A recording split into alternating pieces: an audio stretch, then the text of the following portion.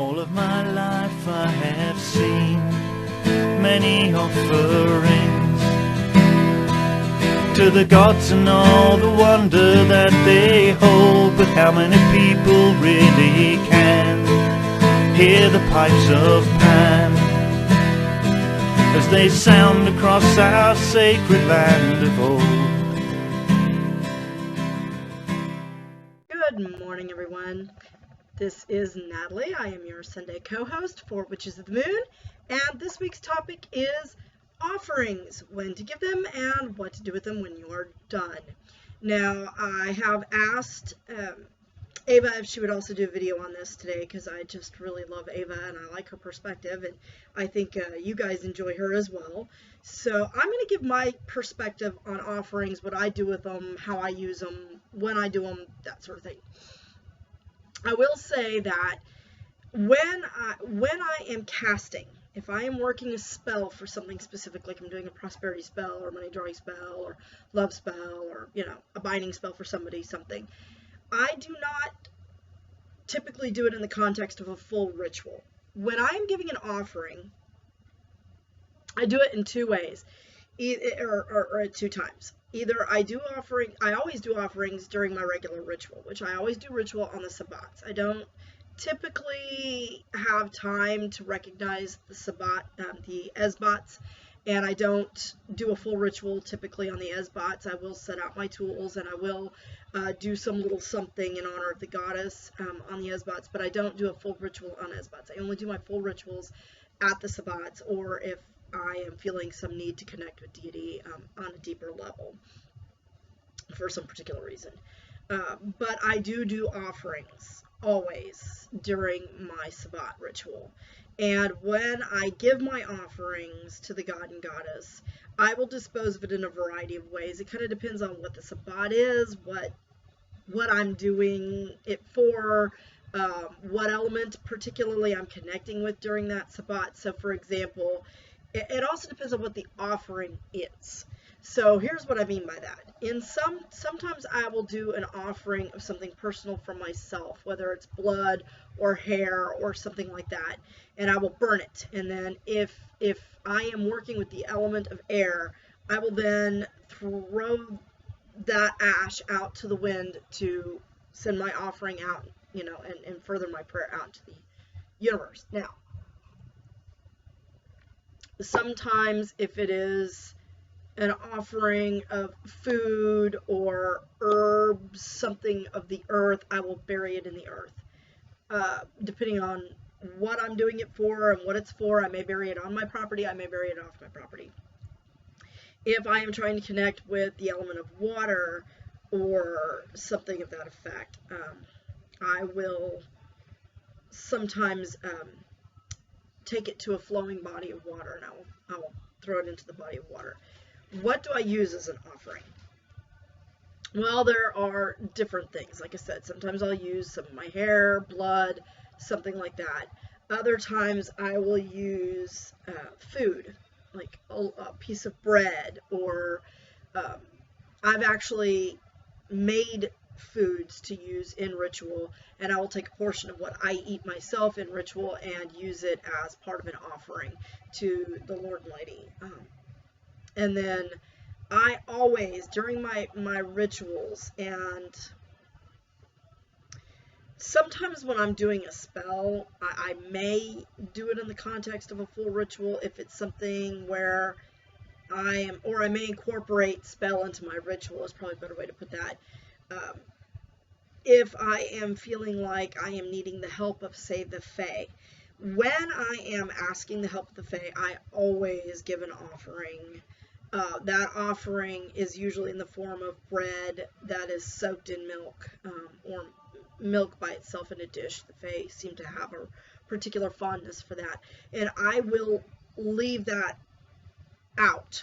I will take it out of doors in a dish, and I will leave it out for them to consume on their own. So I dispose of it that way. I just set it out and let it do its thing. Let them do their thing with it. But I always give an offering to the Fae.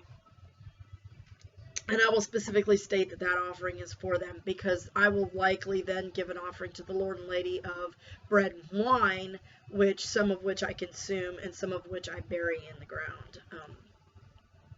So that is typically how I handle offerings. Now, I know a lot of other people do it differently. Some people say, well, you can only dispose of it this way, or some people will tell you that you're not supposed to dispose of it, that way.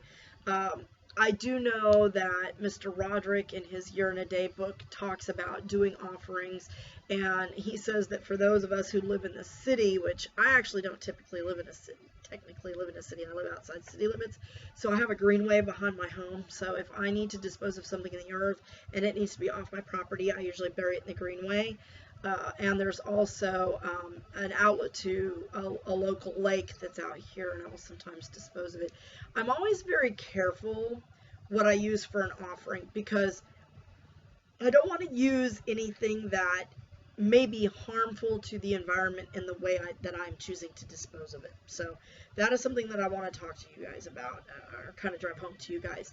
You need to be careful and responsible with your offerings, and think about what you're offering, what it entails, what you're doing with it, when you're considering how to dispose of it or how to further send it out. Like I said, I will often, if it's something I've done with fire or with air, I will burn it and I will send it out on the wind in that way.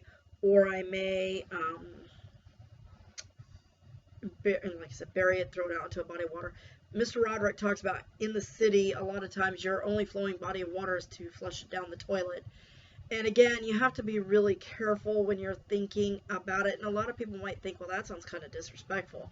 But if you don't have access to a large flowing body of water, that may be the only option you have, is to send it down the sink or to send it down the toilet, because it's eventually going to make its way out into the outer environment. So I want you guys to think about that, though, because we don't want anybody clogging up their plumbing because they're flushing pieces of bread down their toilet, and it's not, it's clogging up your toilet. When you're doing something like that, always think about what you're using and how that's going to impact the way in which you're disposing it. If you're burying it in the earth, is it something that's going to nourish back the earth, or is it something that could actually be detrimental to the earth? When I use salt as an offering, which I don't do often, but sometimes I do, I am careful not to put that into the soil. That is something that I will dispose of in the sink or in a toilet, because salt will dissolve in the water, but it's also going to where wastewater is going, so it's not going to poison a local water source or affect a local water source.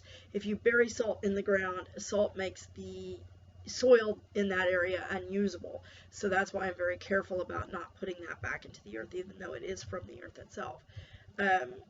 So that is my take on offerings. You can use pretty much anything for an offering. An offering can be something as simple as writing something, a word of thanks on a piece of paper and burning it and sending it out into the universe. An offering can be a piece of your hair, fingernail, or you prick your finger and you use some blood, as we talked about in blood magic last week. An offering could be a piece of food. It's often food or drink, wine or milk or bread, like I said. Pieces of fruit are often used for offerings. So there's a lot of different things you can use as an offering. You may choose to use an offering in honor to the god and goddess at your ritual, which I do every ritual. I also, like I said, if I'm inquiring or asking for the help of a magical creature, which we discussed that last season on Witches of the Moon, magical creatures and using their assistance in your practice, or asking for their assistance in your practice, you always want to make an offering in that case. If you are wanting to offer some sort of sacrifice of yourself for the benefit of another, kind of, I guess, an ideal that carries over from Catholicism, but it's one that I believe in, and that's, I forgot what it's called. Ooh, I'm having one of those moments. I need more of this. It's redemptive suffering. That's what they call that, redemptive suffering. When you are taking on some suffering for someone else to ease their pain or their suffering. So if you're making an offering in honor of someone else to help with something you're doing for them, like a healing working or something like that, I would recommend making an offering at that time as well.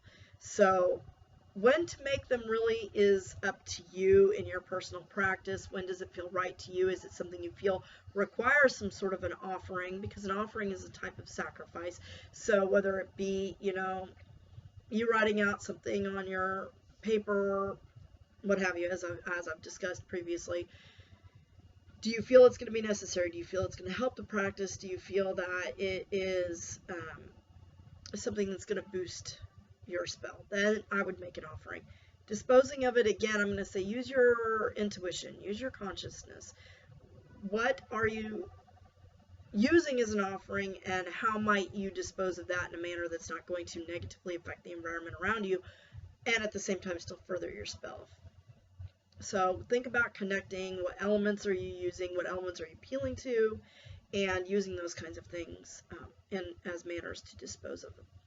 I realize this has been a little bit of a brief video, but I really don't think there's a lot more to say about offerings. There may be other people who went into more detail, and I will now go back and watch some of those videos, so I might be adding an addendum to this video before I post it, or this might just be it. You'll know in a minute. Thanks so much, and I hope you have a wonderful day. Blessed be.